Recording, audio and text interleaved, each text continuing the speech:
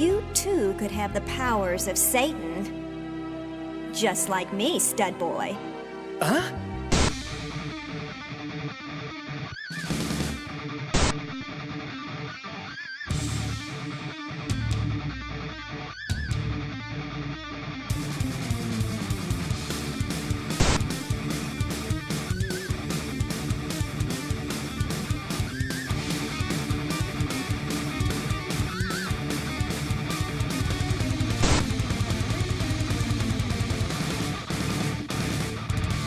It's called hentai, and it's art.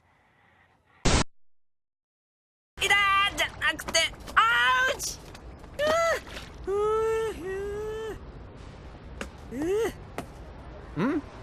Hey, what the fuck? You got a fucking problem? That's right, people. Today we're talking about the anime which contains this iconic clip which everyone on the internet has probably seen by now, and probably about 5 or 10 people have actually seen the complete series of this. It's something that flew really under my radar for a long time, and that is Legend of Black Heaven. I had no idea that I was watching that anime because the characters that are included in that clip, you don't see them until like episode 10. So whenever episode 10 came around, I just lost my shit because I couldn't believe it, and I just went into this completely blind. Basically, this is another episode of guilty pleasure theater. It's not always going to be hentai, but sometimes it is, and the next time I make one of these, it will be a hentai. I promise you that. And I'm going to keep the suits around for them too, because why not? Anyways, Legend of Black Heaven is, it's hard to describe actually because it's about a guy who's really into music. He loves his band, or he used to be in a band, and he's really good with his guitar, but it's not quite a music anime. It's more of like a sci-fi comedy, and there's like a little bit of dramatic elements in the beginning because you start to feel for this character. This guy, Oji, he's all married up now, he's got a kid, his wife, and he's living the life of monotony. He's just not happy with his job. His wife and his kid really don't respect his hobbies, and his wife is always throwing out all of his guitars, all of his records, and just everything that he cares about.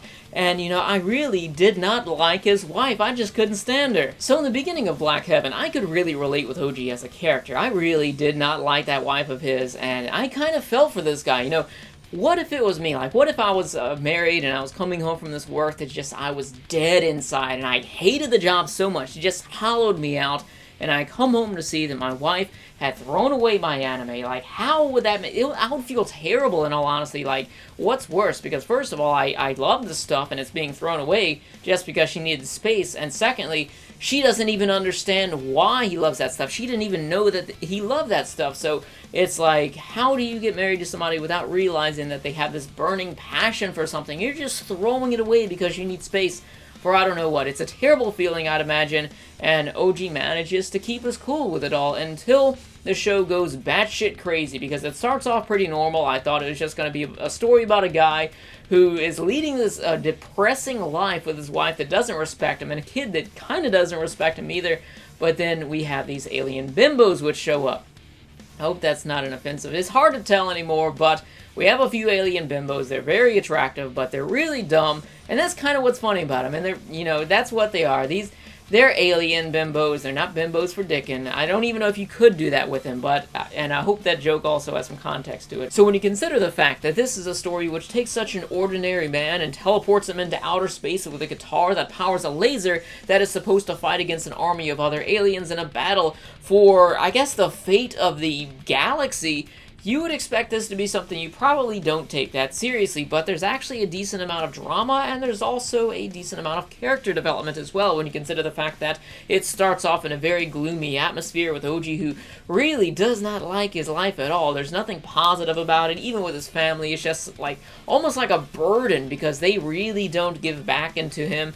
They don't pay attention to him. They don't really care about him. They kind of see him as just this person who's just there to survive, and they're really not too grateful of him, and they don't really care about him that much, but he just continues to work on and manages to to block out everything and not pay attention to anything so that he can go through the day, and he has to do that every single day. It's a miserable life, and it goes on where he's actually enjoying the fact that he's getting to play his guitar, and people are actually applauding him, and they actually enjoy him, but of course he doesn't realize that he's killing millions of aliens in the process of playing his guitar. He's just happy to be playing and receive positive reactions in response. And then we also have his wife, who is, you know, just nagging him, and she doesn't really appreciate him. But in contrast to that, as far as the aliens go, we have these 4 alien women, 3 of which are just total comedic relief characters, and I'm so glad that they were there, because the story would have been, it honestly wouldn't have been as enjoyable without them. And these characters kind of reminded me of some of the background characters you could expect to find in a show like Excel Saga, for example. They were extremely cheery and upbeat, but yet they were clueless and just messed everything up that they touched. And also there was the 4th one, which was Layla. She was someone who was, I wouldn't say that she's exactly down to earth, because she's not from Earth, but she's someone who is a bit more pragmatic, and she's actually interested in OG, which kind of flourishes some feelings between the two, I noticed. You know, I gotta be honest with you guys, the way things started off, I was just hoping that OG would just leave everything behind on Earth and just live in outer space with these beautiful alien women. It would kind of be like Lost in Translation, but with big titty aliens and guitars which power lasers. I mean, how awesome would that be? So taking a look at this hilariously iconic scene from episode 10 of Black Heaven, it's actually pretty ironic, because when you watch the clip by itself with no context, it's extremely funny, but when you think about the context that's provided, they're actually telling the story of how their former band member and close friend was murdered. But, I mean, I can't help but laugh, I'm sorry. Plus, it's funny on top of that, like the way that he dies, about how he gets his foot stuck in the bucket and he's like being swung around and his head gets thrown through a billboard. This scene right here really interests me in reading the manga, just to compare how the scenes were. Maybe I'll find it and like splice it in for the editing of this review here, but I don't know if this scene was originally supposed to be really funny, because they are telling the story of one of their closest friends' death, but then again, at the same time, it's also a series that has just about equal comedy and drama involved, so it's really hard to say. And also, I wonder if they purposefully chose the voice actor for this. Maybe they had a casting, and the only person that they could find that spoke English in their area was this wimpy sounding white guy from New Jersey that they found, or maybe they met him in a bar somewhere and they thought, you know what, we need to use this guy for this big buff black guy that just beats the shit out of their band member here. I don't know, but I just know there's got to be some sort of funny story behind this. You don't just do things like this without there being a funny story behind it, and we need to get to the bottom of this. So as far as the presentation is concerned, you can definitely tell this one is either like late 90s or early 2000s. I don't remember the exact year it came out off the top of my head, but you can tell by not only the art style, but the really bad CG when you get to some of the spaceships there. But then again, for some reason, like, the really bad CG here didn't irritate me or, like, disgust me when watching it. It was something that it kind of added to the cheesiness of it for me. I don't know why. So as far as the audio is concerned, and considering the fact that one of the major parts of the series revolves around music, you would assume that they have a lot of different songs here, but they don't. There's only 2 different songs that they play throughout the entire series, but they are actually pretty good songs. I like listening to them, and that opening, like, I'm really gonna miss not watching this series, just, you know, not seeing that opening. It was so trippy, first of all, as far as the animation goes, because,